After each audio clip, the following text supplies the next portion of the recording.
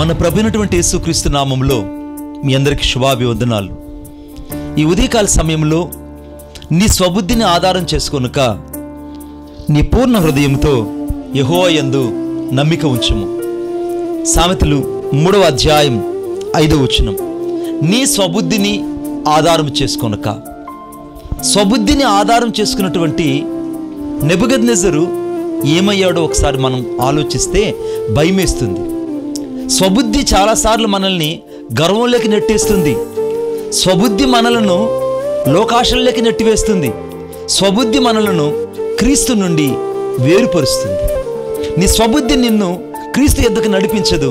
అది నిన్ను లోకములోనికి, పాపములోనికి, శాపములోనికి నెట్టివేస్తున్న విషయాన్ని నువ్వు గుర్తించాలి.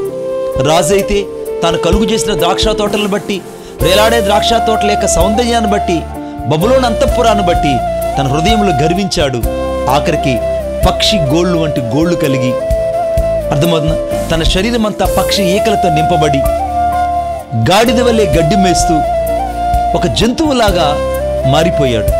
2 కొమ్ములు తనకొచ్చినట్టుగా చరిత్ర చెప్తుంది.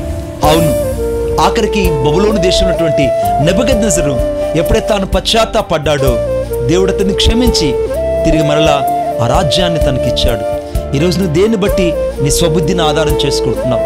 ఒకవేళ నీ జ్ఞానాన్ని బట్టి, ఒకవేళ నీకు ఉద్యోగాన్ని బట్టి, నీకు ఇవ్వబడిన అధికారాన్ని బట్టి, నీకు ఇవ్వబడిన ధనాన్ని బట్టి, నీకు ఇవ్వబడిన ఆస్తిని బట్టి, నీకు ఇవ్వబడిన ఐశ్వర్యాన్ని బట్టి నువ్వు గర్విస్తున్నావేమో ఆలోచించు. నువ్వు స్వబుద్ధిని ఆధారం చేసుకోవద్దని దేవుని వాక్యం చెప్తుంది.